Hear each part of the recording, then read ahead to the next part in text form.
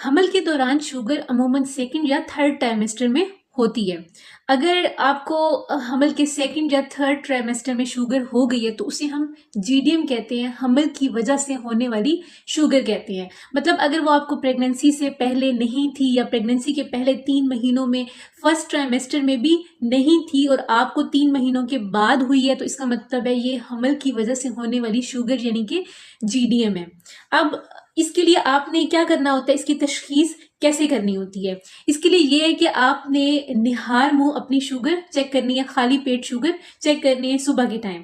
अगर आपकी fasting sugar levels अगर आपके ज़्यादा आ रही हैं, जो कि नॉर्मल 95 तक होती हैं, लेकिन अगर आपके बहुत ज़्यादा आ रही हैं और रिकरेंट आ रही हैं, रोज़ाना आपके लेवल्स जो हैं वो डिरेंज आ रही हैं, इसका मतलब है कि आपको हमल की वजह से होने वाली शुगर है। तो आपने 24 से 28 वीक्स के दरमियान में एक टेस्ट करवाना होता है जिसको हम ओजीटीटी कहते हैं, ओरल ग्लूकोज टॉलरेंस टेस्ट। इस टेस्ट के जरिए हमें पता चल जाता है कि आपको जीडीएम है या फिर नहीं है।